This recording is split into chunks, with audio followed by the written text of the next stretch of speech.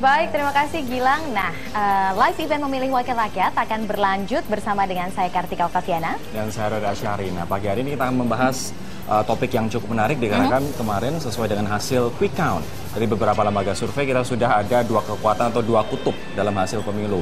Kekuatan partai politik yang finish di urutan 1 hingga 3, kekuatan partai besar dan juga menengah. Yang tiga siapa saja, ayo? Yang tiga ada pertama PDIP, kedua Golkar, yang ketiga Gerindra yang naik signifikan.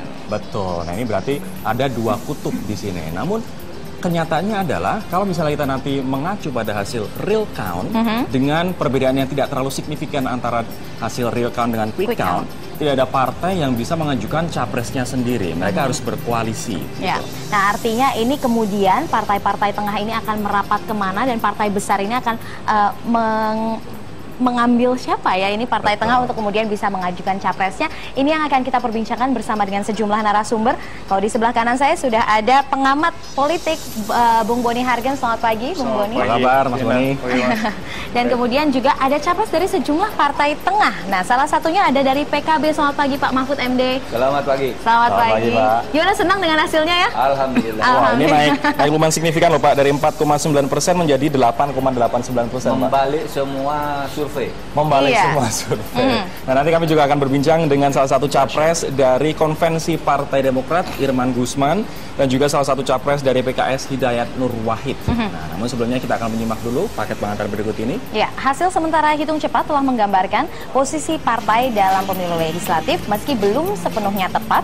Namun kini partai di posisi tengah telah mengambil ancang-ancang untuk menempatkan jagoannya pada pemilu presiden mendatang. Lalu seperti apa konstelasi tawar mereka setelah bertarung pada pemilu legislatif? Berikut liputannya.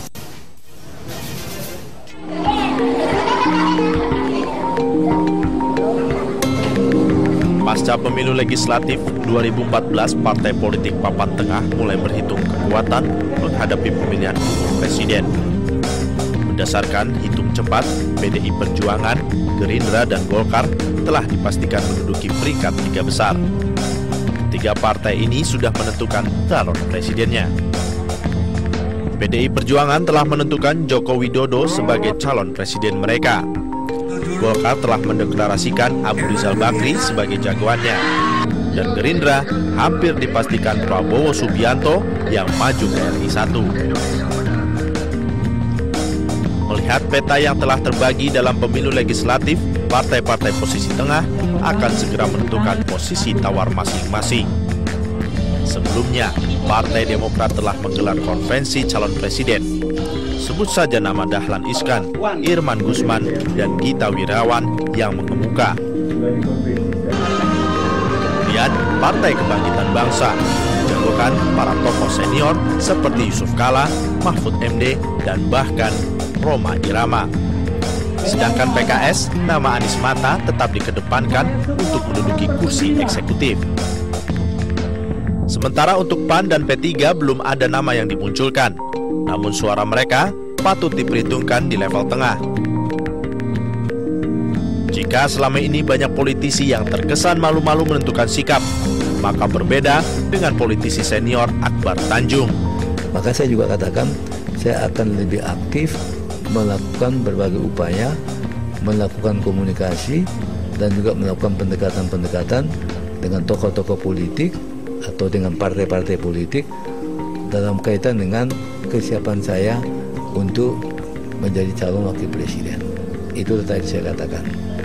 Jadi saya akan lebih aktif, akan proaktif untuk melakukan komunikasi, membangun hubungan dengan berbagai tokoh-tokoh politik, khususnya tentu partai politik yang memenuhi persyaratan untuk menetapkan calon presiden. Anggapan posisi menentukan situasi tampaknya mulai berlaku. Berbagai pendekatan dilakukan untuk melekatkan kedudukan eksekutif 5 tahun ke depan. Walau terkesan kecil, namun tidak dipungkiri, posisi partai di level tengah dapat menentukan kedudukan yang kuat dalam ruang eksekutif. Tim Liputan Metro TV. Nah, dua capres yang lain sudah datang. Ada Pak Hidayat Nur Wahid, salah satu capres PKS, Pak. Selamat pagi, Assalamualaikum. Mantan Presiden PKS, Pak. salah satu capres Calon dari PKS. Ya, tapi mantan presiden. Mantan presiden PKS, oke. Kemudian Pak Irman Gusman, salah satu capres peserta konvensi Partai Demokrat. Selamat pagi Pak Irman. Selamat pagi. Nah, kita harus mengingat bahwa Undang-Undang Pemilu Legislatif di tahun 2012 mengamanatkan bahwa agar gabungan partai ataupun partai harus mencapai 20% kursi parlemen ataupun 25% suara sah nasional. Lalu pertanyaannya kemudian bagaimana nasib capres-capres Partai Tengah? Nah, ini nanti kita akan perbincangan pemirsa setelah jeda berikut ini. Tetaplah bersama live event Memilih Wakil Rakyat.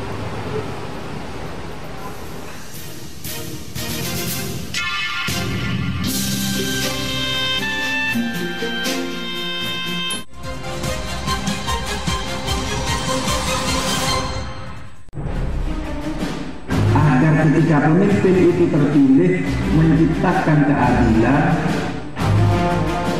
bahwa kafilah perubahan yang hakiki di negeri kita ini.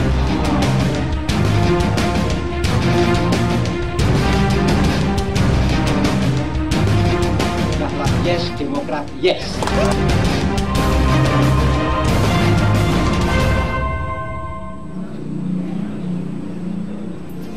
Ya pemirsa, dari hasil quick count yang salah satunya dilakukan oleh Metro TV dan Indikator Politik Indonesia, terlihat gambaran bahwa ada dua kekuatan, baik itu partai besar maupun partai tengah.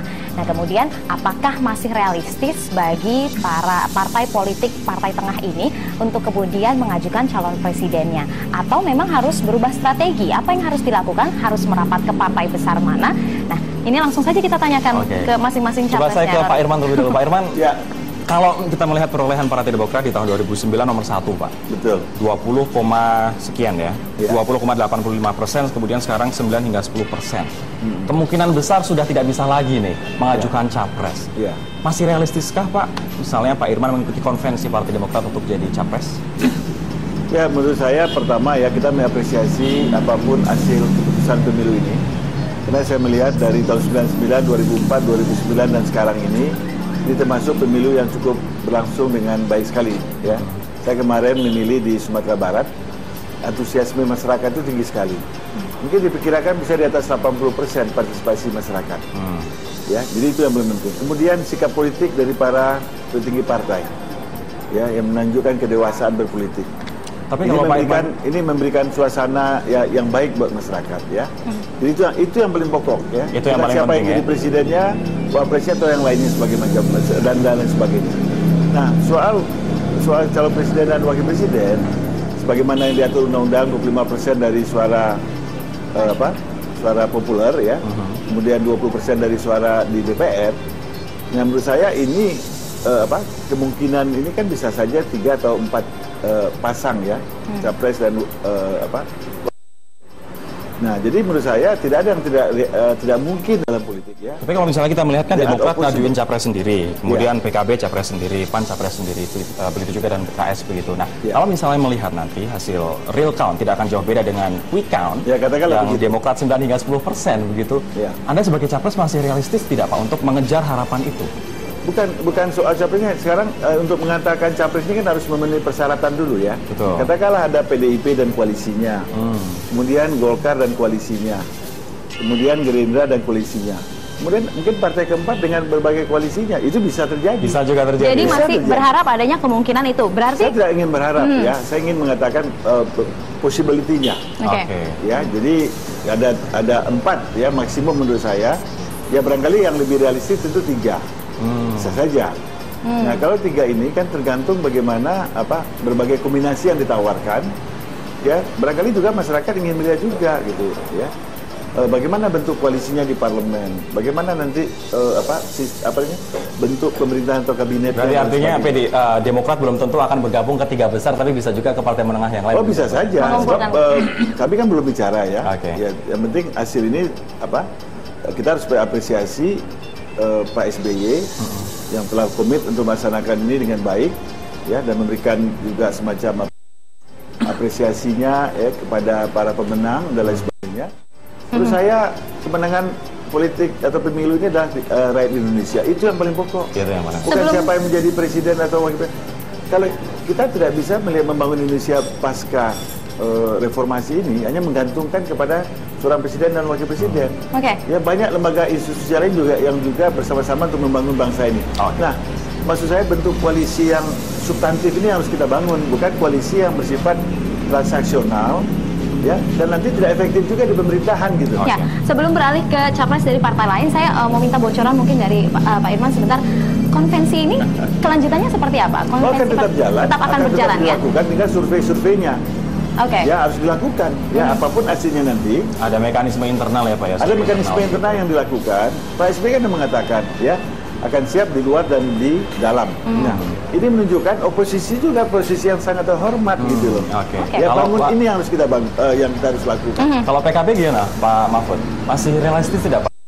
Dari PKB ada 3 calon yang diajukan atau diusulkan begitu, Pak Mahfud, kemudian Pak JK dan juga Rhoma Irama. Tentu sekarang PKB semakin pede ya untuk maju mencalonkan capresnya sendiri, dan saya kira itu wajar untuk martabat partai, karena PKB itu dulunya kan seperti dilecehkan, di survei-survei dikirakan tidak bakal masuk threshold, ada yang menghitung 4 dan sebagainya. Lalu kita bekerja keras semua. Pokoknya siapapun bekerja sekarang jangan bicara capres, biar pengamat yang bicara capres. Kita sendiri kan tidak waktu itu. Pokoknya PKB besarkan. Kita tidak bicara capresnya nanti. Yang lolos dulu PT ya yang Pak? penting. Dan sekarang ternyata berdekatan dengan Partai Demokrat. Menurut saya PKB ini harus berambisi untuk memimpin sebuah koalisi sendiri yang punya ide-ide yang sama.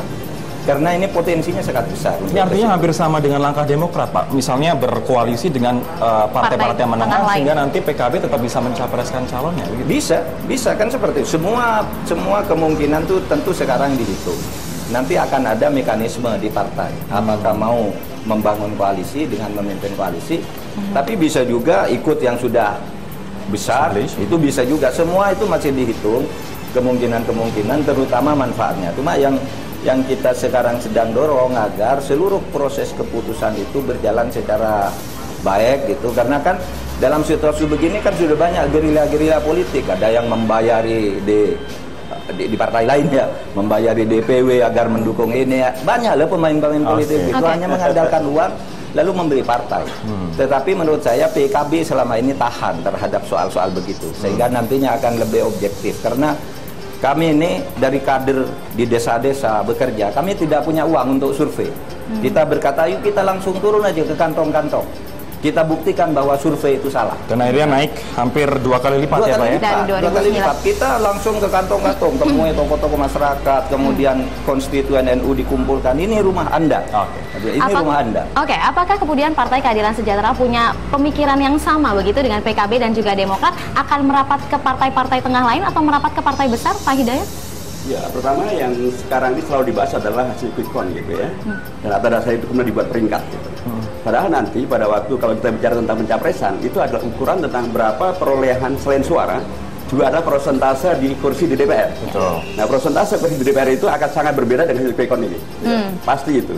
Karena apa? Misalnya sebagian partai penyebarannya adalah terfokus di Jawa saja.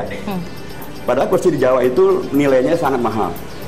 Dia tidak berkembang di luar Jawa. Di Sumatera misalnya itu jumlah penduduk yang melebar gitu ya, dan karenanya jumlah nilai kursinya tidak setinggi di Jawa. Itu nanti akan pasti berbeda, sangat-sangat berbeda. Dan itu sudah terbukti pada 2004 misalnya PKB suaranya lebih tinggi daripada PAN, tapi kursi PAN lebih tinggi daripada PKB. Begitu seterusnya. Jadi ini nih belum selesai. Jadi karenanya jangan kemudian atas dasar quick count ini kemudian seolah-olah kita sudah bisa membangun tentang berapa persentase untuk pilpres. Itu harus sampai kepada publik, supaya publik tidak tanya kecil-kecil.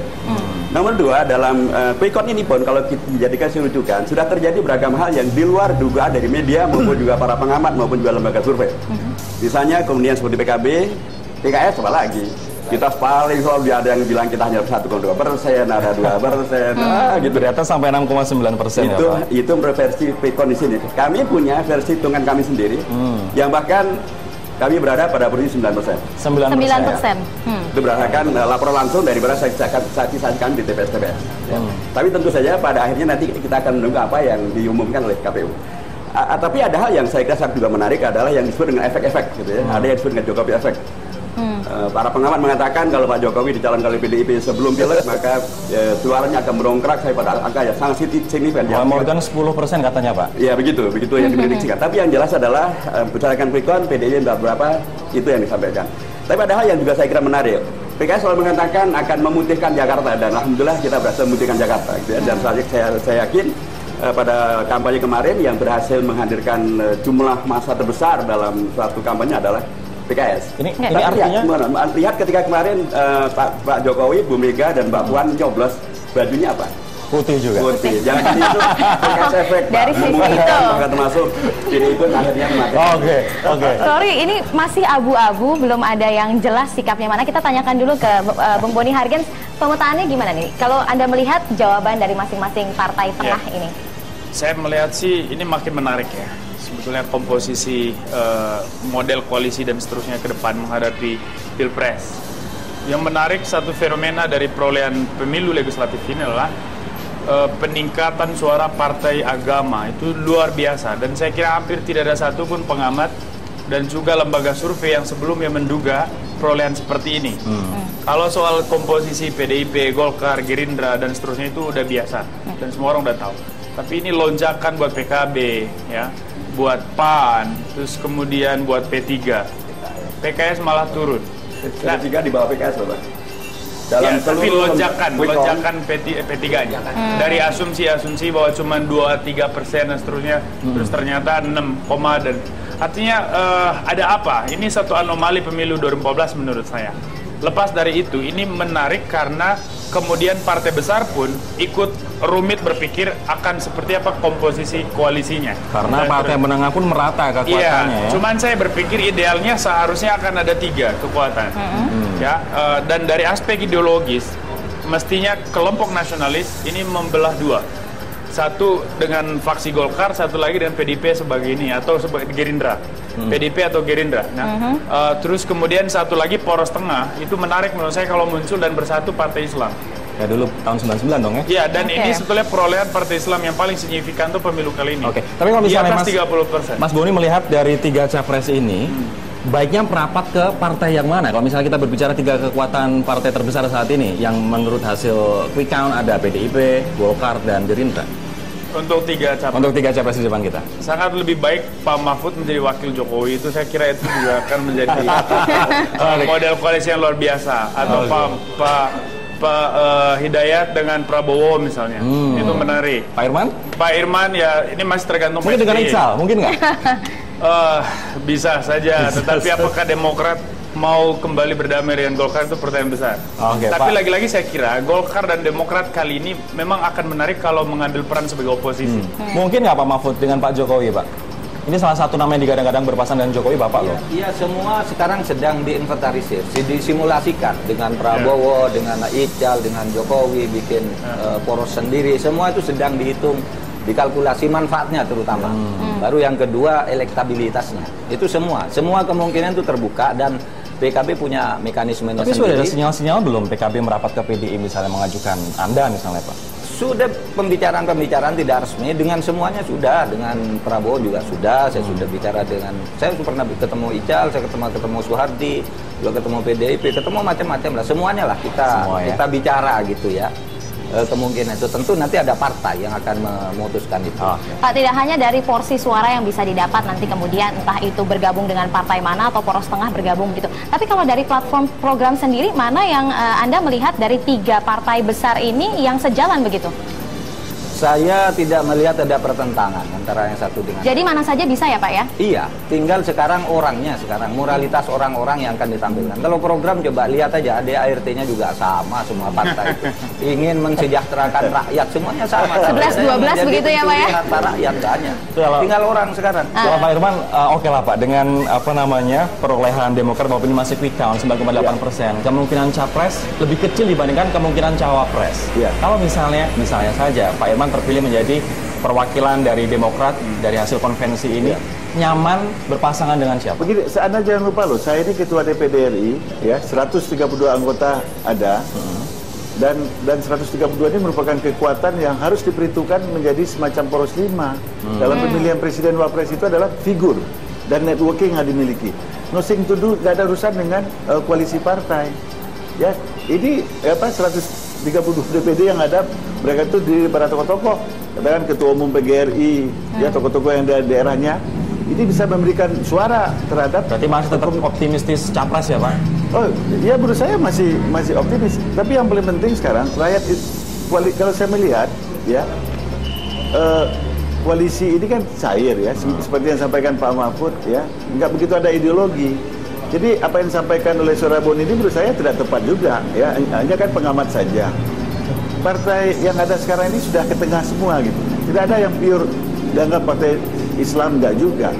Buktinya PKB kan mengundang juga tokoh pengusaha gitu ya, semakin sekuler. Terbuka. Kita lihat pola-pola kampanyenya juga hampir mirip gitu loh, nilainya hampir sama. Tapi yang paling penting adalah bagaimana mengusung capres dan cawapres yang bisa melakukan perubahan, integritasnya teruji. Tidak hanya didasarkan pada besaran perolehan suara bukan partai. Itu. Kalau itu dilakukan salah lagi. Sebab banyak pengamat ini kan salah menilai kan.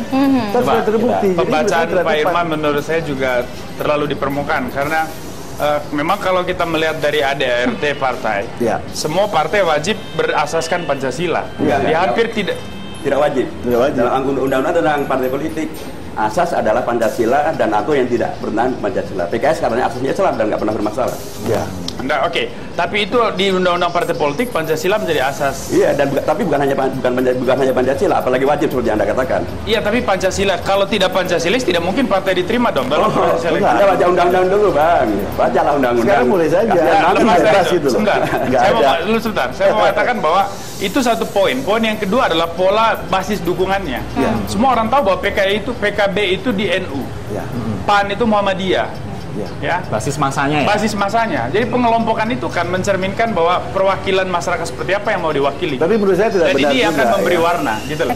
Sehingga menurut saya kita tidak bisa juga lepas dari terminologi bahwa ini partai berbasis agama, ini partai tengah, yang lepas dari segala simbol agama dan dia mengusung tema-tema nasionalisme dan seterusnya.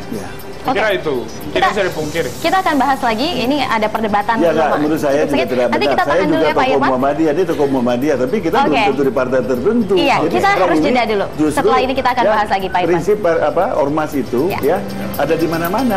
Baik. Mohon ditahan dulu. Ditahan dulu. Kita akan jeda terlebih dahulu, nanti kami akan segera kembali dengan perbincangan.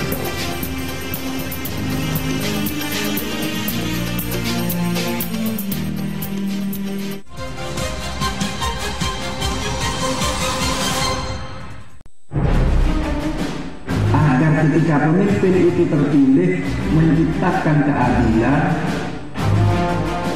bahwa kafilah perubahan yang hakiki di negeri kita ini.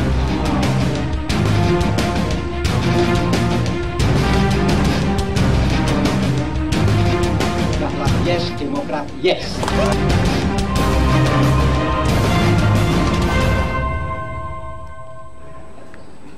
Oke, Anda kembali di live event Memilih Wakil Rakyat. Dan sebelum kita melanjutkan perbincangan, ada satu paket menarik yang akan kita sampaikan. Ini dalam acara live event Memilih Wakil Rakyat semalam, calon presiden yang diusung PDI Perjuangan Joko Widodo mengakui kemenangan PDI Perjuangan bukan kemenangan telak. Bagaimanapun PDI Perjuangan masih harus membentuk koalisi dengan partai lain. Dan berikut cuplikan Najwa Shihab dengan Jokowi dan beberapa politisi lainnya. Pak Jokowi, melihat hasil quick count, peta koalisi yang akan terbentuk, menurut Anda akan seperti apa? Kita tidak mau berbicara koalisi, kita ingin berbicara masalah kerjasama dalam menyelesaikan persoalan-persoalan besar bangsa yang besar ini. Jadi bukan koalisi, kalau koalisi itu selalu konotasinya adalah bagi-bagi kursi, bagi-bagi menteri, itu yang kita nggak suka. Koalisi identik dengan dagang sapi, tetapi yang pasti perlu cukup kursi, perlu cukup suara untuk memajukan Anda menjadi calon presiden, Pak Jokowi. Ya oleh sebab itu, sekali lagi, kerjasama boleh dengan siapapun, dengan partai apapun, saya kira kita terbuka ya. PDI Perjuangan terbuka dengan sebuah catatan, punya platform yang sama. Kalau kita melihat hasil quick count-nya Pak Jokowi, Golkar ada di PDIP nomor 1, Golkar nomor 2, kemudian Gerindra nomor 3, dan ada partai-partai yang lain. Kalau kita bicara, kalau tidak mau disebut konotasinya dagang sapi, maka minimal platform partainya mendekati atau gagasan-gagasan yang diutarakan mendekati. Mana dari partai-partai itu yang paling mendekati PDI Perjuangan? Ya nanti kalau sudah ketemu lah baru. Ketemu siapa Pak? Ya ketemu yang di sana itu, yang partai-partai itu. Belum ketemu lah, kalau sudah ketemu jelas, kemudian kita berbicara mengenai perusahaan-perusahaan besar bangsa ini, kemudian cara penyelesaiannya seperti apa. Kalau platformnya memang sama, mempunyai platform yang sama dan jelas tahapan-tahapan yang ingin kita kerjakan juga sama, ya kenapa tidak? Kenapa tidak? Kerjasama. Yang jelas katanya sudah banyak yang disebut-sebut akan bisa mendampingi Joko Widodo maju di bursa Pilpres nanti. Salah satu nama yang santer disebut adalah nama yang satu ini. Kita sambut mantan Wakil Presiden Muhammad Yusuf Kalla. Baik, tunggu kita. Kabar kita. Yuk. Sehat-sehat Pak JK? Sehat, Anda sehat. Betul tidak tadi waktu saya memperkenalkan Bapak, saya kan langsung to the point. Yang Apa saya itu? sebutkan adalah ini nama-nama, salah satu nama yang santer disebut akan mendampingi Joko Widodo. Tepat tidak saya memanggil Anda tadi itu, Pak? Itu kan nanti kita bicara selain lah baru. Sudah ada pembicara, kan karena santer disebutnya seperti itu, tapi sesungguhnya Sasar seperti berapa apa? bulan kita? 6 bulan kali ya? Belum, 3 bulan. Oh, 3 bulan lah ya. Terakhir ketemu 3 bulan yang lalu. Yang dibicarakan bukan bicara Soal kota, soal banjir waktu itu ya? Ya, soal PMI, Pak. PMI, betul-betul. Oh, jadi tidak bicara capres-cawapres. Enggak. Pak JK, saya minta Anda komentar soal perolehan Golkar, karena Anda masih politisi Golkar kan, Pak? Anda masih politisi Golkar, Masih punya bekas KTA? ketua, masa? Bekas ketua, oke. Harus jelas dulu ini. Jelas itu. Perolehan Golkar, kalau dari Quick Count, kita lihat 14,48%. Persis sama dengan waktu sama saya. Wah, apa itu artinya? Artinya Golkar tidak naik, tidak turun. Artinya... Ya pemirsa, sampai semalam Jokowi pun belum bisa memutuskan siapa, Jokowi dan PDI Perjuangan belum bisa memutuskan akan merapat atau mengambil suara dari partai-partai tengah yang mana, dukungan dari partai tengah yang mana. Tapi kemudian Jokowi menyatakan bahwa masih harus merumuskan kriteria dulu, semalam melakukan konsolidasi bersama dengan Ibu Megawati Soekarno Putri untuk merumuskan kriteria apa dan akan mengambil partai yang mana. Tapi yang jelas banyak pengamat politik mengatakan bahwa Gerindra dengan PDIP tidak mungkin berkoalisi dikarenakan mereka masing-masing punya capresnya sendiri, dan di berbagai survei, lembaga survei, Jokowi, Prabowo maupun sebaliknya selalu mendominasi. Nah, saya sekarang ingin ke Pak Hidayat lagi. Pak Hidayat, kalau misalnya Pak akhirnya berkoalisi dengan salah satu partai atas itu, PDIP dengan Jokowi atau Gerindra dengan Prabowo, atau Pak Hidayat lebih nyaman dengan mana, Pak? Pertama, dalam konteks kami di PKS ya, kami tidak bicara tentang Pak Hidayat lebih nyaman kemana. Kami bicara apa keputusan Majelis Syuro. Karena kami berbasiskan kepada organisasi. Kami ada partai kader dan karenanya organisasi nanti akan memutuskan kepada siapa nanti PKS akan berkoalisi, nanti akan ditentukan oleh Majelis Syuro berdasarkan seluruh hasil yang nanti akan diputuskan oleh KPU. Saat itulah kemudian Majelis Syuro akan bertemu, berkumpul dan akan memutuskan siapa yang akan dicalonkan atau posisinya apa, dan kalau berkoalisi dengan yang mana. Tapi dalam konteks PKS kami sudah punya pengalaman lebih beragam. Ada partai yang pengalamannya hanya memerintah. Tapi kami sudah pernah berada di luar pemerintahan, kami sendirian di luar kabinet. Pernah juga kami diajak mendukung partai berbasiskan agama. Pernah kami diajak oleh Golkar dan Demokrat untuk mendukung Pak SBY pada waktu itu. Jadi apapun pilihan PKS nanti kami sudah pernah mempunyai. Karena sudah pernah di situ, posisi-posisi itu ya. Kalau Pak Mahfud kami sendiri lebih nyaman berpasangan, kalau misalnya Pak berpasangan akhirnya sebagai cawapres, menjadi cawapresnya Jokowi atau menjadi cawapresnya Prabowo? Sama dengan Pak Hidayat, itu nanti partai yang akan menentukan. Tidak mungkin orang itu secara pribadi melakukan pilihan. Oleh sebab itu partai biar menentukan melalui mekanisme yang tersedia siapapun yang akan diajukan, dan itu biasanya terbuka kriterianya sehingga bisa dipertanggungjawabkan kepada publik juga. Karena pemilih-pemilih di tingkat bawah yang PKB sudah kembali lagi itu punya semangat sekarang untuk agar PKB itu berkuasa. Mereka sudah bekerja keras untuk memenangkan pemilu ini. Di akar rumput, kiai-kiai berkumpul, pokoknya sekarang berhukum. Kita harus ambil posisi ini untuk memperbaiki Pak Mahfud tadi sempat menyatakan juga melihat figur-figur siapa yang akan kemudian diusung oleh partai-partai besar nanti, itu juga jadi pertimbangan yang cukup penting. Salah satu. Nah, tapi ini memang masih menunggu PKB sikapnya seperti apa. Tapi dari Pak Mahfud sendiri, Anda melihat dari elektabilitas para tokoh-tokoh yang diusung 3 partai besar itu, kemudian juga karakter dan leadershipnya, Anda condong kemana ini? Agak susah ya membaca elektabilitas, karena elektabilitas itu banyak yang ternyata palsu. Ya, dari hasil survei sebelum pileg kan ada kejomplangan yang luar biasa. Dan nanti ini harus ditunggu lagi studi-studi kemungkinan elektabilitas. Tetapi kalau Anda melihat jumlah pemilih, karena pemilu itu kan jumlah pemilih, bukan jumlah kursi. Saya kira kami ada di posisi yang sangat baik untuk memimpin koalisi. PKB ada di posisi baik untuk sangat memimpin baik, ya, koalisi. karena ini menghitung pemilih, bukan menghitung jumlah kursi. Ya. Pemilihan presiden itu kan per kepala. Ya. Kalau bisa ngajukan calon yang bagus, saya kira akan bergabung semua di situ. Pak Irman melihat apa sih sebenarnya Pak kekurangan Jokowi, apa kekurangan Prabowo dari kacamata seorang Irman Gusman? Ya, saya melihat dua-duanya punya plus minus ya. Jadi ada kekuatan-kekuatan tertentu yang dia miliki. Tetapi harus ingat, kuasa pilpres ini tidak ada hubungan dengan apa yang dihasilkan partai. Yang penting persyaratannya terpenuhi. Ya. Nah, dan Anda tanya lagi ke publik, berbeda lagi preferensinya begitu. Ya. Jadi tidak otomatis ya Anda membagi itu berdasarkan koalisi ideologi dan sebagainya. Tapi yang paling penting adalah ya tentu seperti yang sampaikan tadi ya. Kalau katakan kalau Demokrat dengan apa yang disampaikan Pak SBY, dia menawarkan dua opsi. Ya, baik di luar dan di dalam itu sama-sama terhormatnya. Ini yang menurut saya yang sudah mulai terbangun. Nah, siapa pasangan yang cocok ini? Nanti kita melihat representasi juga. Ya, dalam politik itu kan juga ada representasi kewilayahan. Ya. Tapi kalau misalnya pengamat politik Pak Irman mengatakan bahwa Jokowi kekurangannya misalnya banyak yang mengatakan Pak Jokowi sebagai kutu loncat karena belum selesai begitu. Sementara kalau Pak Prabowo mungkin temperamental dan juga cacat masa lalu banyak yang mengatakan seperti itu. Kalau Pak Irman sendiri melihatnya seperti apa? Kedua capres paling potensial ini? Ya menurut saya tidak seperti itu juga yang dimaksud ya. Setiap orang kan tidak ada yang dilanggar sesungguhnya ya. Tetapi bagaimana komplementari dari segi representasi juga penting. Ya, sebab ini Indonesia ini 250 juta orang, ratusan etnik dan sebagainya harus terwakili. Kemudian yang paling penting juga ke depan ini harus juga dibuka juga posisi-posisi yang penting yang ada di kabinet ini harus jelas. Ya, kemudian bentuk nanti koalisi di DPR-nya juga harus jelas gitu ya. Nah, sehingga kalau ini dilakukan dengan baik, ya 2014 ke atas ini kita akan lebih jauh, lebih baik lagi. Itu yang paling pokok. Ini sepertinya masih malu-malu untuk mengungkapkan. Oke. Persoalan siapa? Ya. Tapi faktanya memang begitu. Anda tahu tentang informasi secara lebih jelas. Oke, ya. Nanti kita akan lihat lagi kemudian bagaimana partai-partai tengah ini mengevaluasi juga apakah partai besar mana yang akan di.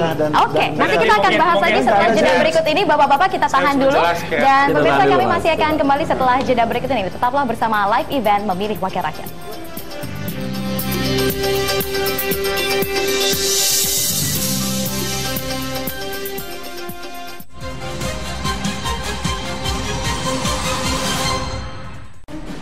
Agar ketika pemimpin itu terpilih menciptakan keadilan, bahwa kafilah perubahan yang hakiki di negeri kita ini.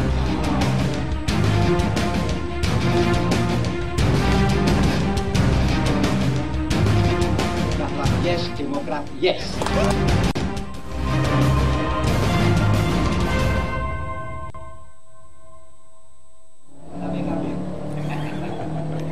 Anda kembali bersama Live Event Memilih Wakil Rakyat. Nah, ini semakin seru perbincangan di Cafe Grand Studio Metro TV ini. Tapi sebelum kita melanjutkan perbincangan, ada informasi dulu yang akan kami sampaikan kepada Anda, pemirsa. Pada pemilu 2014 kali ini, Golkar kembali menegaskan tidak akan menjadi partai oposisi kalaupun kalah dalam pemilihan presiden. Nah, menurut Ketua Umumnya Abu Rizal Bakri, istilah oposisi tidak dikenal di negara Pancasila. Golkar sebagai partai warisan Orde Baru sampai hari ini memang selalu bergabung di dalam pemerintahan meskipun saat Pilpres 2004 dan 2009 mengajukan nama capresnya sendiri.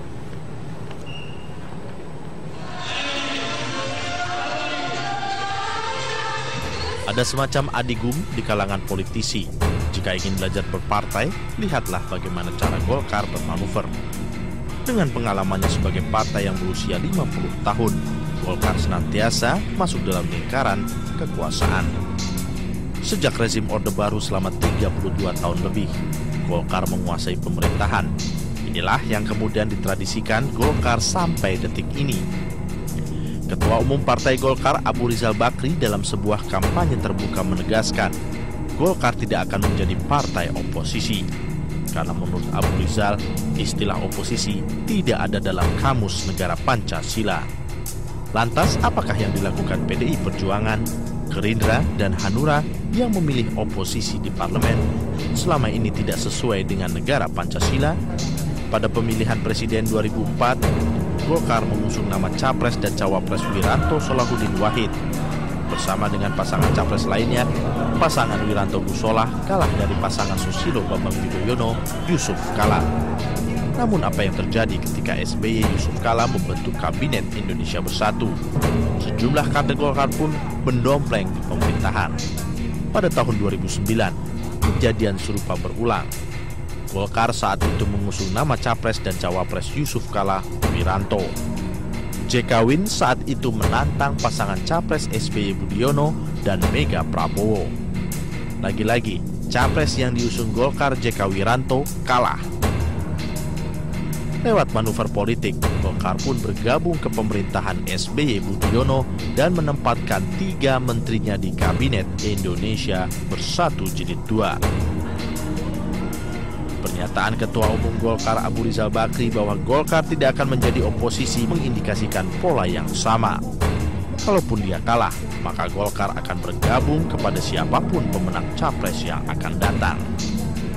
Pertanyaannya, akankah pemerintahan yang datang masih membutuhkan Golkar di koalisi kabinet? Tim Liputan Metro TV. Sementara itu pemirsa, 2 calon presiden partai besar yang memimpin hasil quick count sementara, Joko Widodo dan juga Abu Rizal Bakri, bertemu untuk pertama kalinya setelah proses pemilu legislatif selesai. Dalam pertemuan itu, keduanya menegaskan tidak akan koalisi untuk pencapresan karena masing-masing memiliki calon presiden sendiri. Nah, hal itu diucapkan keduanya saat dipertemukan untuk mengisi sebuah acara di salah satu stasiun televisi swasta. Di pertemuan tersebut, keduanya sama-sama mengenakan baju putih. Meski begitu, keduanya mengaku tidak janjian. Nah, baik PDIP dan Partai Golkar memperoleh suara yang jauh dari target yang diharapkan. Belum ada yang mencapai suara di atas 1%. Menurut Ketua Umum Partai Golkar Abu Rizal Bakri, kalahnya Partai Golkar dengan PDIP dan jauhnya perbedaan suara dikarenakan penyebaran suara yang lebih divergen.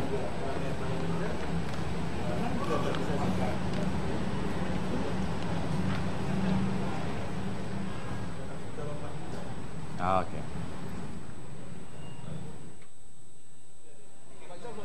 Ya, Bung Boni, ini menanggapi ulasan tentang Golkar. Siapapun capresnya, ini posisi Golkar ini masih terus dibutuhkan nggak untuk masuk dalam kabinet begitu, menjadi calon wakil presiden? Sebelum saya menjawab kamu, saya agak sedikit tertarik untuk mengomentari apa yang disampaikan oleh Pak Ical.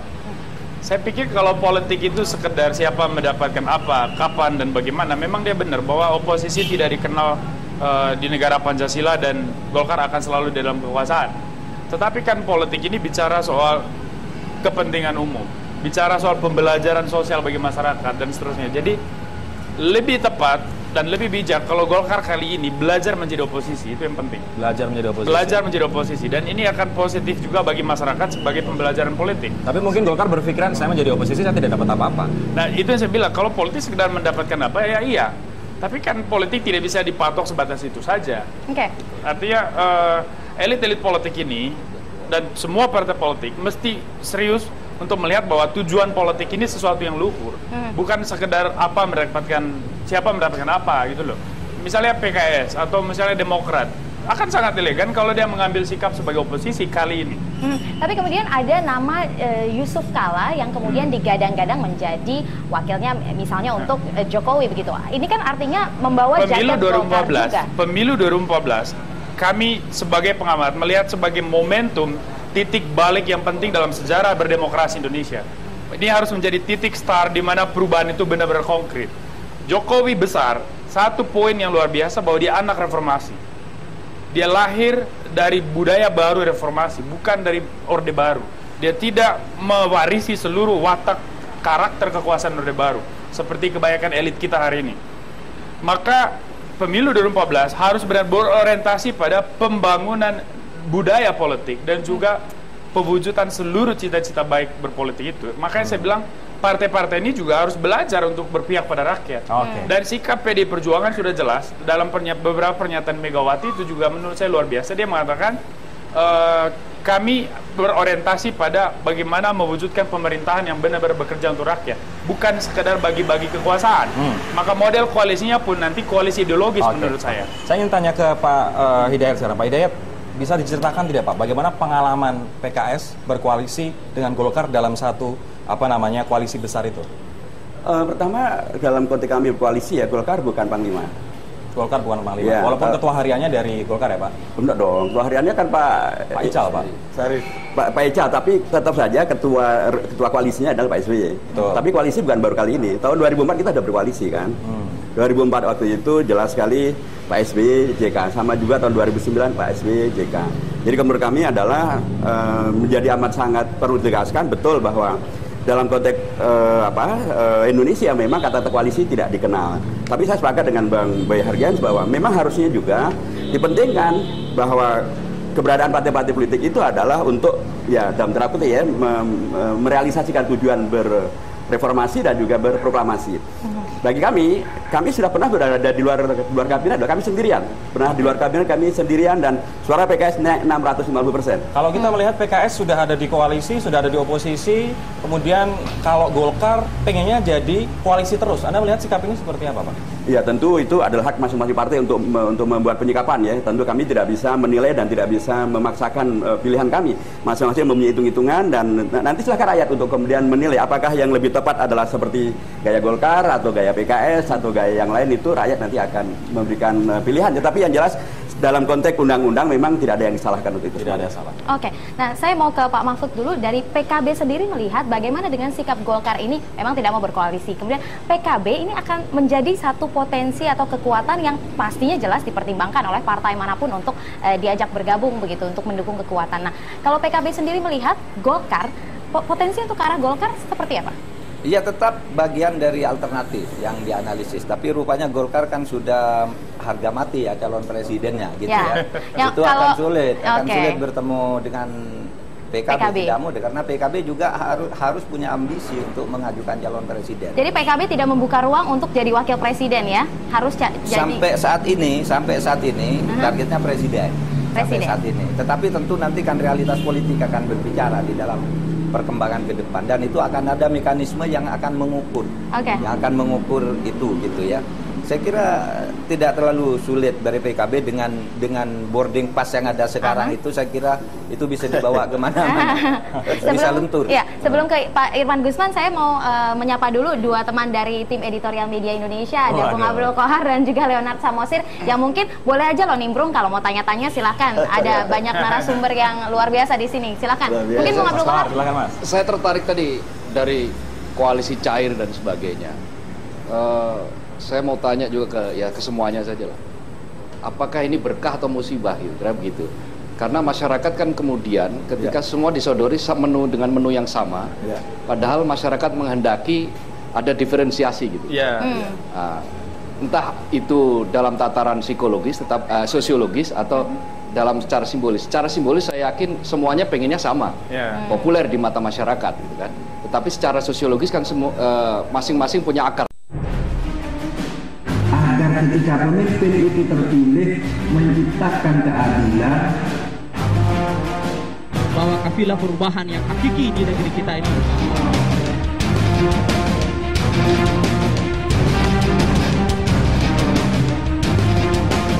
Yes, Demokrat, yes.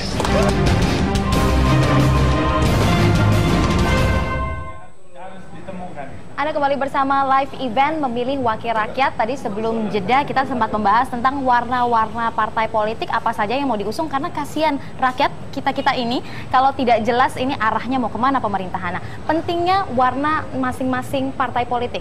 Bung Boni, Anda bisa berkomentar. Ya, karena sebetulnya selama ini kan banyak partai yang membodohi rakyat. Semua mengaku pro rakyat, semua mengaku anti korupsi. Semua mengaku nasionalis, tapi faktanya tidak. Dan itu terungkap ketika mereka merumuskan undang-undang di parlemen dan seterusnya. Nah, maka koalisi kali ini, pemerintahan kali ini ya, kita berharap bahwa yang menang itu adalah figur yang bersih, yang benar-benar produk reformasi. Pemilu kali ini harus betul-betul menghasilkan sebuah paradigma politik baru. Dan itu terlihat dari model koalisinya.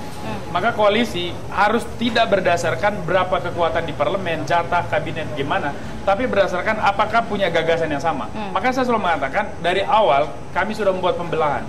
3 blok besar. Ada blok Jokowi, blok Prabowo, dan blok X. Bisa Ical di situ, bisa Pak Hidayat, bisa Pak Mahfud, bisa Pak Irman, dan seterusnya, X-nya. Nah, di situ ada pengelompokan. Misalnya PDIP akan lebih tepat bersama Nasdem. Karena gagasan Partai Nasdem itu hampir seperti PDIP. Cuman bedanya yang satu pengalamannya panjang, yang satu baru tapi menonjolkan gagasannya. Ini bukan karena di Metro TV, Bang, ya? Bukan. Ini dari awal. Bapak bisa lihat konferensi persnya berapa bulan lalu, sama. Nah, begitu juga misalnya dengan Golkar, dia akan lebih pas dia bersama bekas-bekas faksinya. Seperti Hanura, Gerindra. Cuma memang ada masalah pada tingkat elitnya, itu betul. Atau PKS misalnya, lebih pas dia kembali bersama Demokrat, terus kemudian PKB dan lain-lain berkoalisi membentuk poros sendiri. Ya, seperti itu akan lebih menarik. Tapi kalau misalnya nanti tiba-tiba Golkar ada bersama PDIP, itu akan mencengangkan. Masalahnya adalah ketika nanti koalisi, oke lah, tidak hanya berdasarkan nilai-nilai atau program yang mau diusung, tapi ini kemudian menjadi bunglon karena lebih kuat yang sini, lebih kuat yang sana. Makanya saya bilang model koalisi berbasis kebijakan itu harus dirumuskan sebelum Pilpres. Kebijakan apa yang mereka mau lakukan dalam 5 tahun. Dan di situ akan terjadi tarik ulur pasti. Jadi saya pengen buru upahnya sekian, partai yang lain mungkin tidak mau buru, akan terjadi tarik menarik. Atau saya pengen poligami itu dianggap pidana, saya pengen nikah siri itu dianggap pidana. Nah, partai tertentu mungkin tidak mau, hingga tidak cocok berkoalisi dan seterusnya, itulah langsung konkret aja. Saya ingin ke Pak Mahfud. Pak Mahfud, untuk membedakan warna PKB, mana yang lebih penting, Pak? Program dengan peserta koalisi atau kepentingan dengan peserta koalisi? Menurut saya kualitas orang begini lah. Kalau program itu menurut saya itu sudah ada kan di Undang-Undang Sistem Pembangunan Nasional, Pembangunan Jangka Menengah dan seterusnya. Ini kan persoalannya sekarang pelaksanaannya itu yang di semua sektor itu dikorupsi. Coba Anda lihat apa yang tidak punya kita ini, tapi semua dikorupsi. Oleh sebab itu bagi PKB kita katakan ini penataan pada penegakan hukum dan keadilan. Karena program tidak perlu diperdebatkan lagi, sudah banyak.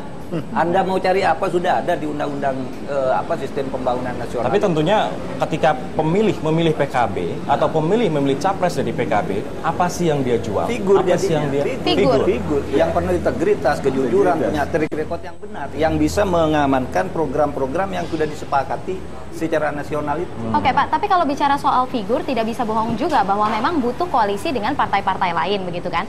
Kalau PKB menyatakan bahwa sudah ada banyak program, ini kan ada warnanya. Warna-warna dengan partai lain, partai mana Pak? Ini yang cocok begitu Pak untuk kemudian koalisi. Pasti kan sudah bisa dibaca dari sekarang Pak. PKB jelas warnanya itu pluralisme. Pluralisme sejak dulu diperjuangkan oleh Gus Dur bahwa kita hidup di dalam satu rumah yang berbeda-beda warnanya, tetapi rumahnya tetap satu. Nah ini sebenarnya dari sudut konsep tidak ada masalah. Masalahnya itu muncul radikalisme sekarang itu bukan karena anti pluralisme, itu sebenarnya ketidakadilan, korupsi yang tidak bisa diatasi oleh pemerintah yang sedang berjalan bersama seluruh koalisinya. Nah itu sebabnya. Termasuk PKB di dalamnya. Iya.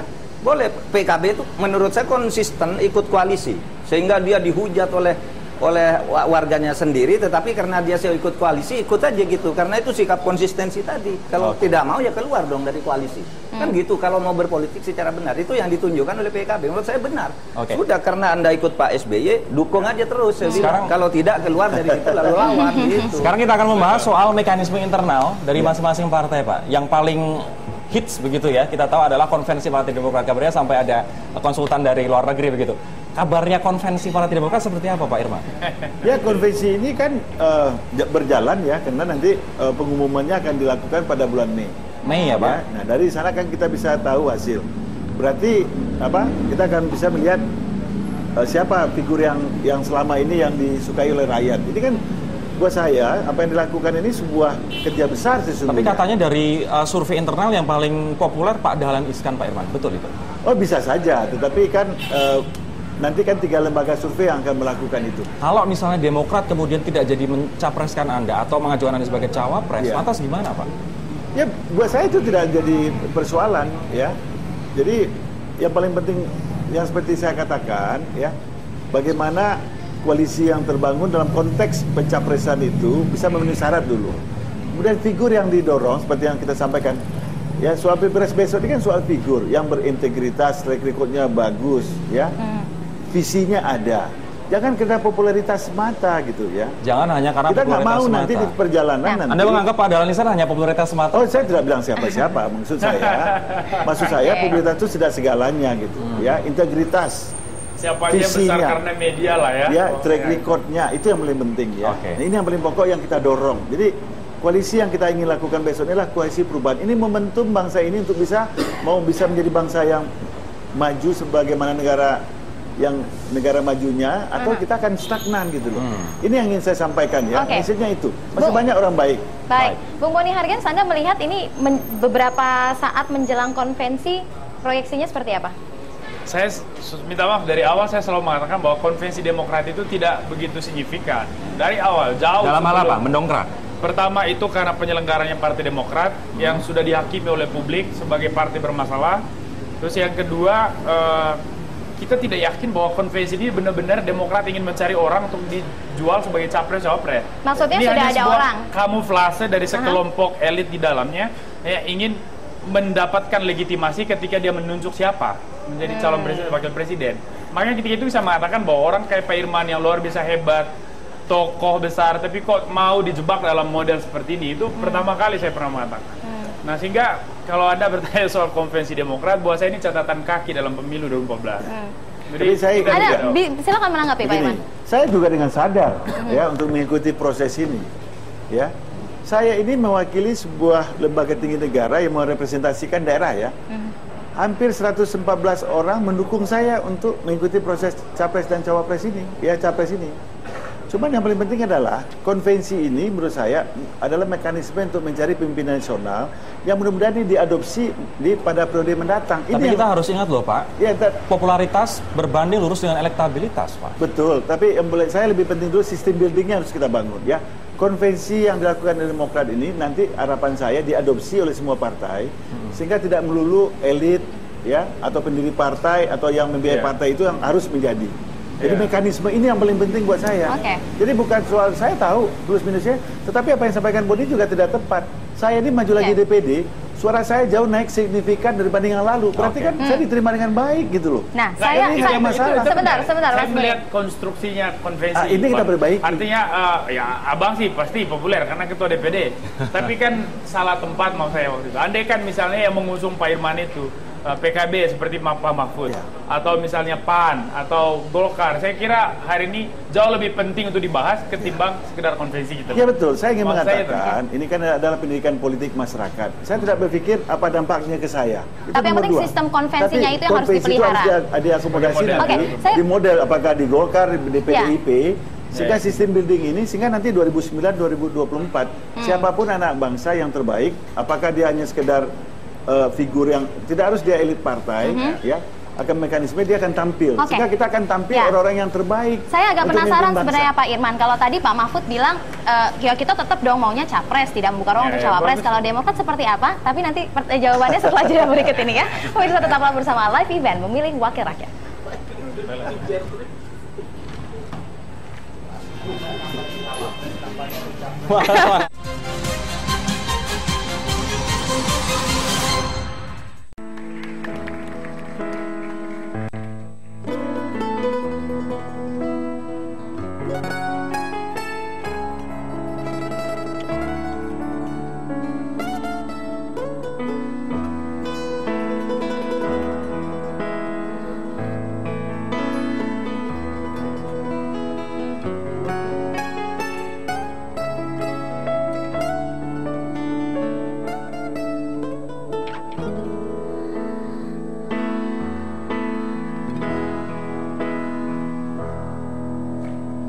Wahai Presiden kami yang baru, ya, kamu harus dengar suara ini,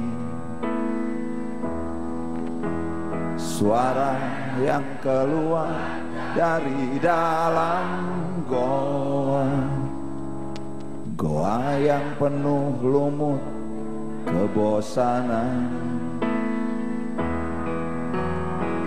Walau hidup adalah permainan, walau hidup adalah hiburan, tetapi kami tak mau dipermainkan, dan kami juga bukan hiburan. Turunkan harga secepatnya, berikan kami pekerjaan, pasti ku angkat engkau menjadi manusia setengah dewa.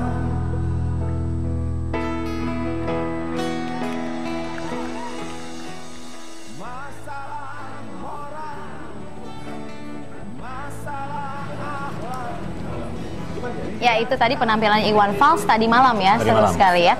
Nah, kita akan lanjutkan perbincangan di live event ini. Saya tadi ada pertanyaan ke Pak Irman Gusman. Tadi kalau Pak Mahfud bilang membuka ruang hanya untuk capres saja, cawapres tidak. Nah, kalau dari Demokrat sendiri? Ya, tentu semua partai ingin kadernya atau yang diusungnya tentu menjadi calon presiden, ya. Nah, disinilah saatnya ya melihat kemungkinan terjadi kan begitu. Kan mengusung capres itu kan ada dua, apakah 25% suara popular vote atau nanti suara kursi yang di DPR. Nah, suara kursi DPR ini kan belum tentu tahu. Mungkin saja popular vote-nya tinggi ya partai tertentu ya, tetapi berapa suara di DPR ini kan belum ada. Oke, nah, tapi dengan berbagai fakta itu, tapi artinya kan ada sikap tertentu yang dimiliki oleh Demokrat. Tadi PKB jelas bahwa ya kita capres, cawapresnya ya nantilah kalau misalnya ada kemungkinan untuk itu. Demokrat sikapnya itu seperti apa, Pak? Ya, saya tidak bisa mengatasnamakan Demokrat, tapi yang jelas apa yang Pak SBY sampaikan dan Komite Konvensi, yang penting ada suatu sikap oleh Pak SBY bagaimana demokrasi yang terbangun ini harus lebih baik ke depan. Ya, persoalan tentu keinginan untuk capres, tapi kalau fakta mengatakan tidak mungkin, tentu harus dibangun koalisi untuk mencapai persyaratan loh. Ya. Dengan siapapun tergantung ya dan justru menurut saya kesempatan untuk melakukan rekonsiliasi nasional saat ini. Ya, kalau seorang dua figur Megawati dan Pak SBY bisa mengusung figur yang reformis, ini menurut saya akan jauh lebih baik. Tapi cawapres nggak apa-apa ya, Pak? Mungkin cawapres nggak apa-apa berarti. Sebagai itu pilihan tentu tidak ada persoalan ya. Kalau PKS berarti Partai Demokrat itu nanti bisa yang di luar peserta konvensi, karena konvensi itu untuk capres. Ya, itu nanti bisa ada alasan. Oh, bisa saja, tidak ada persoalan. Tapi gini, saya agak luruskan sedikit tentang PKB. PKB itu tentu ambisi utamanya adalah capres. Tidak mungkin sebuah partai yang punya martabat itu hanya kampanye untuk menjadi cawapres. Nah, soal nanti hitung-hitungan politiknya apa itu nanti menjadi alternatif semua gitu. Tapi sampai sekarang kita maunya capres. Kalau Pak Hidayat, mekanisme internal PKS seperti apa, Pak? Ya, secara prinsip yang diputuskan oleh Majelis Syuro memang adalah mengajukan capres gitu ya. Dan kemarin diajukan 3 kandidat capres. Bapak, ada saya, ada Pak Anies Mata, ada Pak Ahmad Heriawan, dan proses ini masih berjalan. Keputusan akhir akan diambil oleh Majelis Syuro berdasarkan uji publik, hasil uji publik, termasuk juga hasil pilek ini, kemudian bagaimana survei yang kita bikin gitu ya. Tapi kemarin survei sudah ada hasilnya yang kader-kader PKS memilih itu? Iya, kader itu bahkan pemilihan sudah dilakukan, dan kemudian dihadirkan siapa tertinggi. Tapi itu sudah menjadi bagian dari yang diputuskan oleh Majelis Syuro. Tapi ada yang penting juga yang perlu saya tegaskan adalah bahwa betul bahwa koalisi ini memang perlu ada kejelasan. Cuman kejelasan itulah yang harusnya diatur dalam undang-undang. Itulah yang karenanya kami usulkan dalam pembahasan undang-undang tentang Pilpres kemarin. Karena kami mendapatkan bahwa ketika kemudian dia hanya diatur dalam code of conduct, itu menghadirkan realita bahwa tidak ada kewenangan bagi partai politik untuk menarik diri dari koalisi. Apalagi menarik para menterinya. Itu kewenangannya ada di ketua koalisi, Pak SBY. Itu jelas, karena saya menjadi bagian dari yang terlibat dalam membuat code of conduct itu. Jadi kalau PKS tidak menarik diri, bukan karena nggak jantan, karena memang ruang itu tidak ada. Apalagi menarik menteri itu akan kemudian bermasalah dari Undang-Undang Dasar, karena dalam Undang-Undang Dasar ditegaskan mengapa menteri mundur hanya karena ada 3 sebab, karena dia meninggal atau diberhentikan atau mengundurkan diri. Tapi tidak pernah ada kata-kata partai menarik menteri-menterinya dalam kabinet. Dan berikutnya yang saya tegaskan adalah bahwa PKS dalam konteks nanti kami memahami bahwa realitas itu adalah yang Bhinneka Tunggal Ika. keragaman itu keragaman yang niscaya ada ragam warna politik, warga ideologi, tapi kita satu juga adalah untuk Indonesia. Terkait dengan warna, memang sudah terjadi hal yang menjadi semakin kabur. Biasanya kan PDIP atau Pak Jokowi warnanya adalah merah atau kotak-kotak. Nah tadi malah beliau pakai baju putih. Bu Mega, Mbak Puan nyoblos pakai baju putih. Padahal putih itu ada warna politiknya PKS. Tapi sebentar Pak, kalau misalnya Mei itu kan sudah pendaftaran capres. Sementara kalau misalnya dari partai-partai lain sudah mulai mengerucut ke siapa capresnya. Kalau PKS nampaknya masih belum ada partai yang secara khusus mengerucut. Bahkan PDIP pun belum mengerucut, baru punya capres. Cawapresnya siapa belum jelas. Golkar pun masih maju mundur karena perubahan politik yang sekarang hanya semacam ini. Demokrat juga masih belum ada yang jelas. Jadi semuanya belum ada yang terlambat. Karena memang KPU belum membuka pendaftaran capres dan cawapres karena KPU belum pernah mengumumkan berapa hasil pemilu 2014. Karena hasil pemilu ini akan menjadi basis untuk kemudian pengajuan capres dan cawapres. Oke. Nah, ini kalau kita tanya tadi capres dari beberapa partai ini masih abu-abu atau malu-malu. Nah, apakah sudah ada yang jelas? Oh enggak, masih tapi belum jelas ya Pak kemana? Masih nunggu hasil. Oke. Sekarang untuk mewacanakan. Nah, tapi sudah adakah partai yang jelas sikapnya kemana? Salah satunya ini entah jelas-jelas sikap atau tidak, tapi yang jelas manuver Ketua Umum Partai Persatuan Pembangunan Surya Dharma Ali hadir berkampanye untuk Prabowo dan ini dinilai sebagai penyerahan dirinya pada partai lain. Namun hal tersebut dibantah oleh Surya Dharma Ali dengan menyatakan bahwa dirinya adalah ketua umum dan baru menjajaki koalisi dengan Gerindra, juga bukan merupakan harga mati dukungan terhadap Prabowo. Hal ini dikatakan Surya Dharma Ali pada saat acara live event memilih wakil rakyat di Metro TV. Anda berkampanye untuk Gerindra, itu manuver Anda pribadi atau manuver partai, Pak? Saya ketua umum. Artinya apa? Apakah bisa dilepaskan saya sebagai ketua umum? Jadi itu ketua umum mengatasnamakan partai, walaupun tidak disetujui oleh yang lain? Seperti saya datang kemari, saya tidak rapat dulu tuh. Minta izin untuk datang ke Mata Najwa, enggak. Itu Anda merasa karena memang ketua umum, jadi berhak mengambil langkah mengatasnamakan partai? Itu belum langkah mati. Jadi hubungan dengan Gerindra itu belumlah dalam bentuk koalisi, belum. Jadi ini saling menjajaki, saling membangun kesepahaman. Di mana letaknya kesalahan itu kalau kita saling membangun kesepahaman? Partai-partai politik menurut saya haruslah membangun kerjasama dengan partai-partai lain. Apalagi kalau kita lihat hasil quick count ini, tidak ada satu partai pun yang dominan perolehan suaranya.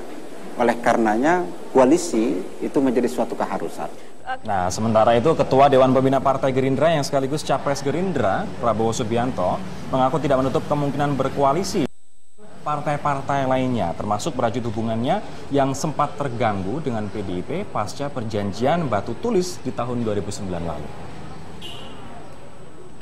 Dari perbaikan bangsa, jadi kita akan kerjasama dengan siapa saja. Dengan siapa saja. Siapa saja. Berarti dengan 12 partai, kita siap kerjasama dengan 11 partai lain. Kiri Pak. Kenapa tidak?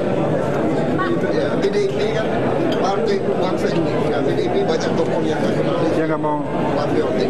nggak mau nafsin. Kami masih akan kembali setelah jeda berikut ini. Pemirsa tetaplah bersama live event memilih wakil rakyat.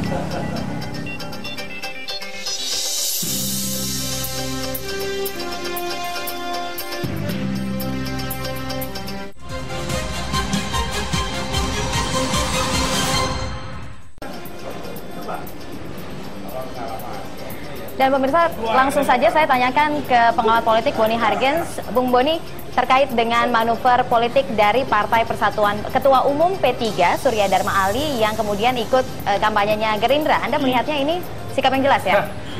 Saya pertama mengkritisi logika mereka. Pak Surya Dharma Ali itu kan hadir di sana, seluruh peran sebagai ketua umum itu melekat pada dirinya. Jadi pertanyaan soal ini wakil partai atau datang sebagai individu itu nonsens, itu pertanyaan itu nggak ada, nggak penting. Karena sekali dia ada di sana di ruang publik dalam sebuah perhelatan politik, dia mewakili partai karena simbol itu udah ada. Maka Surya Dharma Ali harus bertanggung jawab bahwa kehadiran dia di kampanye Prabowo itu adalah keterbukaan. Masalahnya ketua umum dengan wakil ketua umum beda suara nih untuk P3 nih. Ya, artinya itu persoalan internal, itu kesalahan Surya Dharma Ali, tapi dia tetap ketua umum partai ketika dia hadir di situ. Makanya kalau sekarang misalnya ada rumor bahwa Surya Dharma Ali digebuk di dalam Makanya beberapa hari lalu dia pura-pura ngomong bahwa kami membuka kemungkinan juga untuk berkoalisi dan PDIP dan sebagainya itu. Saya kira itu di bawah tekanan dan itu sebuah kesalahan yang fatal. Tapi harus ambil konsekuensinya. Apa konsekuensinya? Konsekuensinya harus konsisten. Kalau mau bersama Prabowo ya maju terus.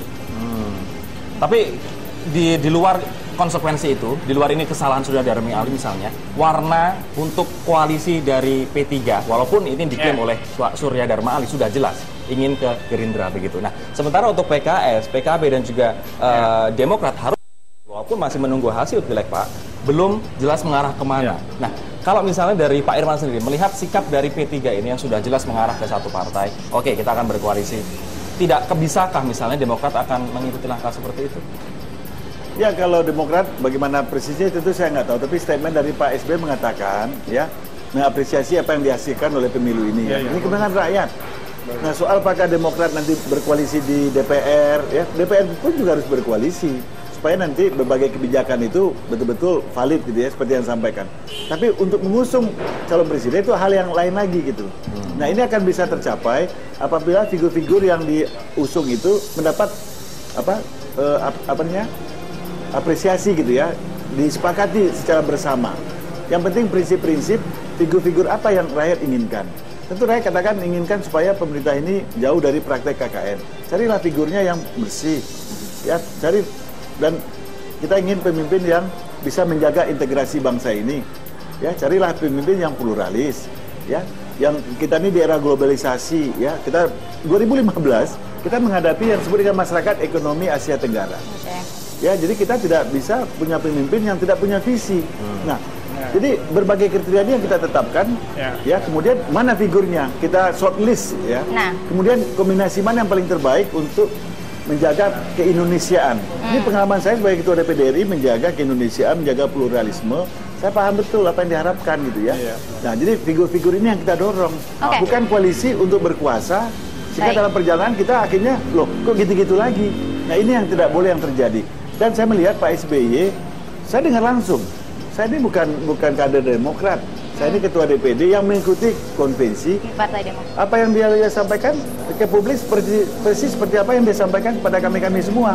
Jadi kalau beliau mengatakan bahwa siapapun yang akan didukung nanti di Capres maupun Cawapres dari Demokrat tergantung perolehan, mereka akan bicarakan dengan komite konvensi dan peserta konvensi, kita cari yang terbaik untuk bangsa ini. Itulah kira-kira. Tapi ini penting juga, kita bicara tadi masih di tataran, masih merumuskan nih seperti apa, terus kemudian warnanya ini siapa-siapa yang kira-kira cocok. Tapi kita harus bicara juga soal timeline, karena the clock is ticking, waktu terus berjalan. Kalau mekanisme dalam PKB sendiri, Pak Mahfud MD, Anda melihatnya lain untuk kemudian pencapresan, pencawapres, kemudian merapat kemana, bagaimana gambarannya?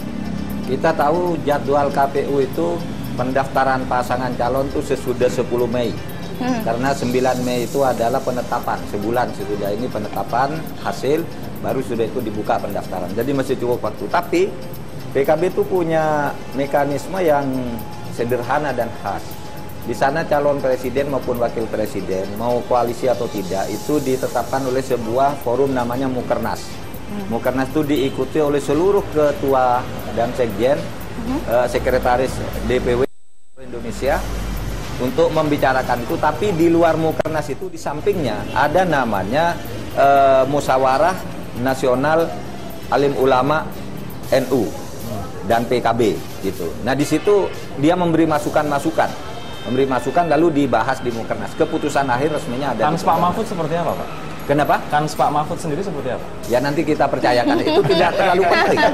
Tidak terlalu penting. Yang penting kita bekerja selama ini. PKB besar dulu lah. Kita bangunkan rakyat-rakyat yang selama ini pergi. Ayo kembali. Nah soal calonnya itu nanti. Tapi salah satu calon yang paling bersinar in terms of media coverage, Pak, adalah Rhoma Irama. Pak Mahfud melihat Rhoma Irama seperti apa, Pak? Tidak apa-apa. Kalau dia jadi calon juga harus diterima gitu. Bagus. Saya kira dia sudah. Anda profesor betulan, sementara ini profesor musik begitu. Anda melihat maksudnya apa ya? Chance-nya apakah sama 50-50, Pak? Biar nantilah, itu kan masyarakat sudah bisa menilai sendiri. Saya tidak akan terpancing dan hal-hal itu kan bagian dari gosip, bukan isu yang terlalu penting gitu. Jadi nunggu saja mekanisme internal PKB. Tapi saya penasaran ini, kalau dengan PKB sendiri kan kayak percaya diri sekali, angkanya jauh 2 kali lipat dibandingkan pemilu sebelumnya gitu. Nah, PKB sendiri ini sifatnya jual mahal, nunggu partai-partai lain datang, atau PKB ya, atau PKB yang datang ke partai-partai yang jumlah suaranya juga besar gitu? Tidak aktif-aktif, ke dalam diskusi-diskusi terus dilakukan, komunikasi politik terus dilakukan gitu, sampai akhirnya nanti resminya keluar seperti apa. Pak Mahfud, menurut saya ada dua orang. Ini kalau Ketua Umum PKB sekarang berterima kasih dengan perolehan yang hampir 9%, ada dua pantas dapat itu. Siapa itu? Roma Irama dan Pak Mahfud. Dulu ini mendongkrak ya, ternyata. Siapa yang mau anggap PKB ketika, apalagi setelah Muhaimin kena kasus kasus dugaan korupsi di kementeriannya. Itu PKB mungkin anjlok. Terus tiba-tiba muncul Satria Bergitar.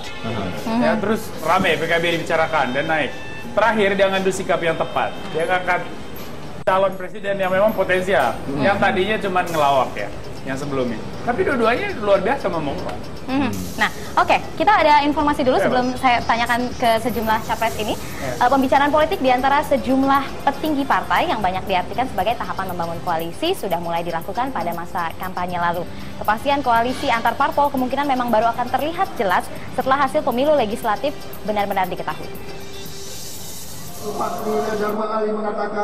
Pertemuan Ketua Umum Partai Persatuan Pembangunan Surya Dharma Ali dengan Ketua Umum Partai Gerindra Prabowo Subianto pada kampanye terbuka partai berlambang kepala Garuda itu merupakan salah satu sinyal yang dibaca sebagai tahapan awal menjalin komunikasi politik menuju koalisi. Pembicaraan politik pada masa kampanye lalu juga terlihat saat Ketua Umum PDI Perjuangan Megawati Soekarno Putri bertemu dengan Ketua Umum Partai Nasdem Surya Paloh. Tidak hanya dengan Megawati Soekarno Putri, Surya Paloh juga menjalin komunikasi politik dengan Ketua Umum Golkar Abu Rizal Bakri. Partai yang sudah mengumumkan calon presidennya memang punya kepentingan untuk menggalang koalisi, karena paling tidak mereka harus bisa meraih 20% kursi DPR dan 25% suara nasional. Koalisi pada pemilu kali ini juga diperkirakan akan berlangsung dengan cair. Dan juga koalisi partai yang sempat terbangun pada pemilu lalu kemungkinan akan berubah. Hasil pemilu legislatif akan menjadi modal bagi tiap partai politik untuk menawarkan diri dalam membentuk sebuah koalisi. Tim Liputan Metro TV. Nah, kalau kita berbicara soal warna koalisi dan juga kejelasan koalisi, harus sama-sama ideologinya, begitu ya. Apakah nasionalis, apakah misalnya mengetengahkan Islam atau agama. Kalau misalnya PKS sendiri, Pak, apakah akan fokus ke ideologi yang berdasarkan Islam itu, atau bisa cair juga seperti di pemilu sebelumnya? Ya, problemnya adalah pendefinisian apa sih ideologi dalam konteks Indonesia. Seluruh partai politik di Indonesia ini ideologinya sama, yaitu undang-undang tentang partai politik yang merujuk pada Pancasila, UUD 45, sama dalam konteks itu. Bahwa kemudian di tingkat lapangan juga terjadi saling mendekatkan. Di kalangan Golkar dari dulu malah sudah ada Satkar Ulama, ada Hidayatullah, ada Masjid Ahmad Islamiyah, itu Golkar dari dulu sejak zaman Pak Harto dulu. Kemudian di Demokrat ada Majelis Dzikir, di PDIP ada Baitul Muslimin. Jadi terjadi pendekatan. Jadi kalaupun misalnya kemudian Bu Megawati pakai baju putih, ya saya kira biasa saja, karena itu bagian-bagian dari realita politik itu. Tapi kan tentu pasti ada yang diperjuangkan, Pak. Betul. Misalnya Partai Islam memperjuangkan untuk misalnya terkait dengan syariah. Enggak. Kemudian Partai Nasionalis. Anda salah baca tentang Partai Islam. PKS tidak pernah dalam agenda politiknya penyebutan kata-kata syariah Islam. Tapi bahwa kami melaksanakan sholat, zakat, puasa, haji sama juga dengan yang lain-lain. Tapi ada yang bilang gini, Pak Dayat, itu yang tersurat. Yang tersirat ini yang tidak terungkap, dan ini yang menjadi pertanyaan besar. Pertanyaan besar. Apakah PKS misalnya akan nyaman ketika misalnya Gubernur Jakarta itu non-Muslim atau Wakil Presiden Indonesia itu non-Muslim? Saya kira kalau mau jujur, saya yakin PKS tidak nyaman. Nah, maka di situ kemudian kita bicara soal yang tersirat, begitu loh. Jujurnya itu jujur menurut siapa? Saya, ini sikap saya pribadi. Ya, menurut dia, dan sikap dia atau sikapnya Bung Boni tidak harus menjadi sikap orang lain. Karena pada hakikatnya, kalau kita bicara tentang partai politik, demokrasi, kita akan bicara tentang apa yang dipilih oleh rakyat, kan? Rakyat memilih kemudian si A menjadi capres, menjadi presiden, atau menjadi, ya sudah. Ya, betul, kalau bahasanya betul. Pak Habibie, Prof. Habibie yang dari Jerman seperti yang dulu Bung Boni pernah belajar di sana, dia mengatakan ada yang disebut dengan demokrasi proporsionalitas. Proporsi itu juga penting. Nggak pernah ada, misalnya di Amerika pernah ada orang Islam jadi presiden di Amerika, di Eropa ada orang Islam jadi presiden di sana. Itulah demokrasi proporsionalitas. Jadi saya ingin mengatakan sekali lagi bahwa kita PKS tetap saja dalam konteks keindonesiaan kita sudah jelas. Indonesia kita sudah amat sangat jelas apa itu Indonesia kita. Tadi Pak Mahfud menyampaikan bahwa kalau terkait dengan program sudahlah, semuanya sudah ada, itu nggak perlu repot-repot mencari. Tinggal lagi konsistensi masing-masing kita untuk membuktikan bahwa partai memang dalam seluruh dinamikanya tetap berjuang untuk kepentingan rakyat, meningkatkan kualitas demokrasi, menghadirkan wakil-wakil yang lebih baik, menghadirkan capres yang lebih berkeunggulan, dan nanti kemudian memperdebatkannya di tingkat publik. Saya setuju dengan Bung. Tapi kalau salah satu peneliti dari UGM mengatakan, Mas Kusrido Ambardi, tidak jelasnya warna antara satu partai dengan partai yang lain dalam koalisi ini disebut dengan politik kartel begitu. Apakah Anda melihat memang menuju ke sana, Mas? Ya, itu. Saya sih bahkan lebih kejam mengatakan ini bukan sekedar tidak jelas warna, ini tidak jelas jenis kelamin sebenarnya partai-partai ini. Dan ini berkaitan dengan model penguasaan politik yang berorientasi pada hal-hal yang material. Itu, jadi penguasaan politik di Indonesia selalu disusul dengan penguasaan ekonomi. Dan logika ini kan sebetulnya logika kartel. Dan dalam penguasaan politik pun ini dikeroyok, demokrasi ini dikeroyok oleh sekian kekuatan yang menyebar di berbagai partai. Maka kalau kita bicara soal korupsi besar ada di mana? Di mafia migas. Kenapa nggak bisa dibongkar? Karena itu adalah gotong royong dari para kartel, para mafia yang kemudian juga menguasai politik. Dan ini masalahnya menjadi rumit. Jadi pentingnya partai-partai ini memperlihatkan jenis kelamin supaya masyarakat juga bisa tahu sikap partai ini terhadap fenomena ini, fakta ini terhadap masalah ini seperti apa. Oke. Kita akan jeda terlebih dahulu, Bapak-bapak. Nanti kita akan bahas sosok wakil presiden yang ideal seperti apa. Kita tahu ada SBY JK, SBY Budiono. Nah, menurut Bapak-bapak nanti wakil presiden yang ideal itu seharusnya seperti apa? Kita akan membahas saat ini.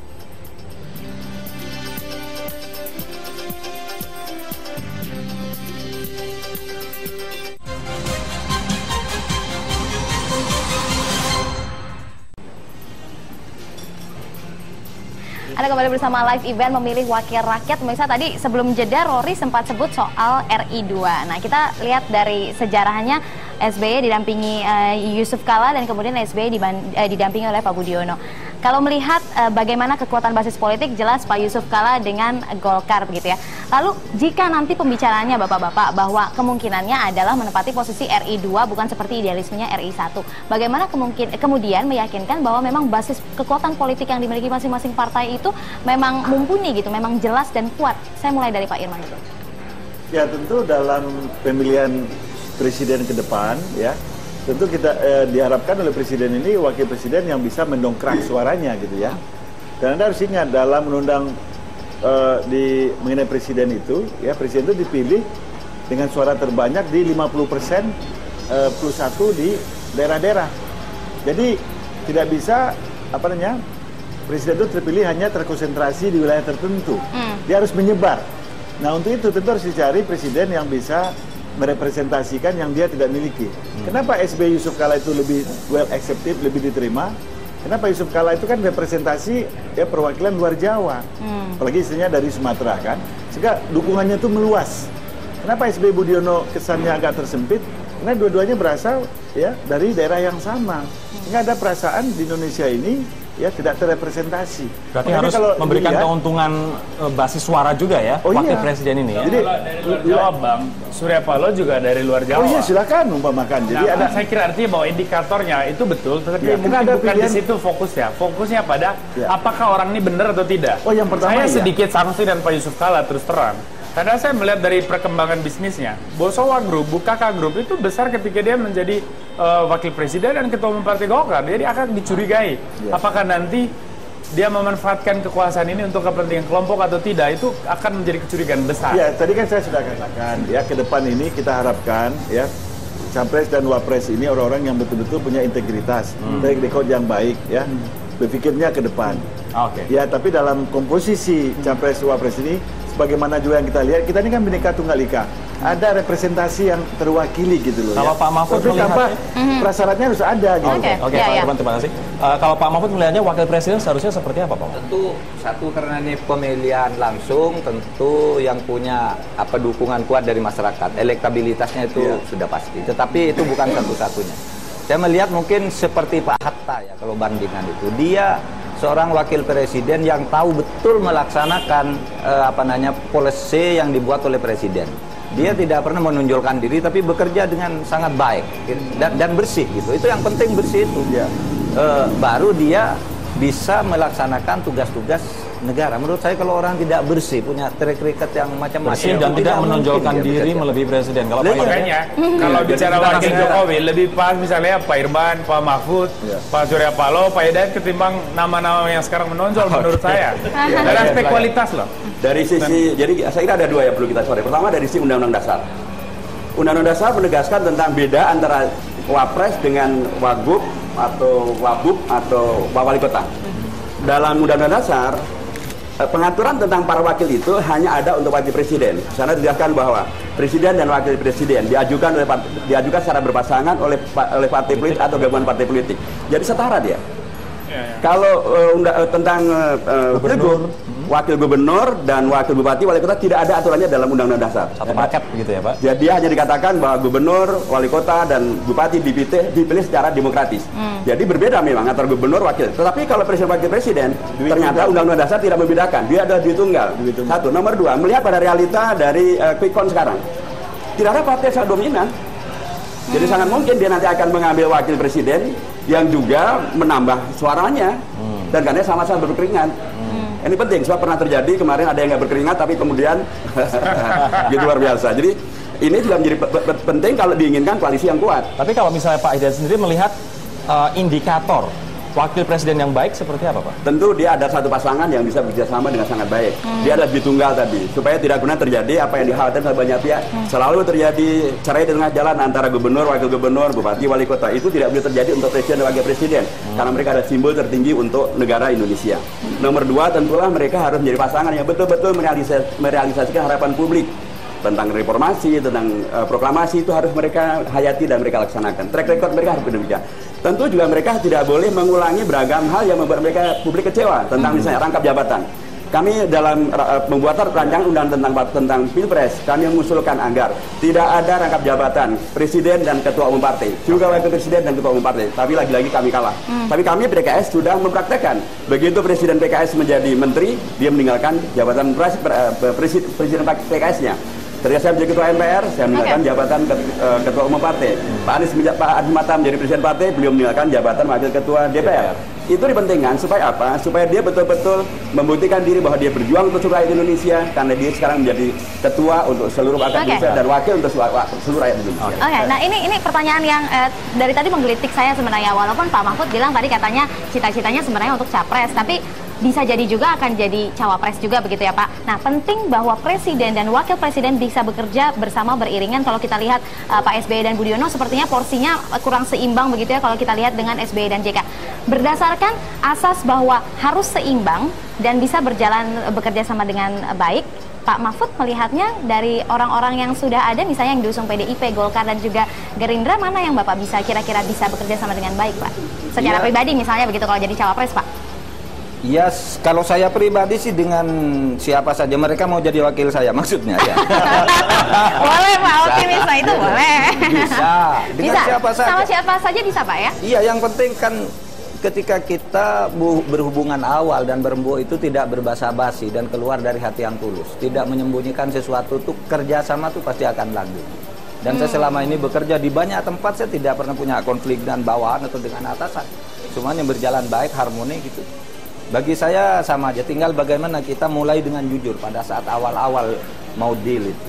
Oke. Ya. Kita sudah sampai di akhir dari dialog kita, tapi saya ingin meminta kesimpulan dari masing-masing narasumber. Mas Boni, ada yang ingin disimpulkan dari dialog kita yang cukup panjang ini, mulai dari misalnya tadi sikap Golkar, kemudian koalisi. Saya kira paling penting bahwa 2014 ini harus merupakan kesempatan yang besar bagi figur-figur baru untuk muncul.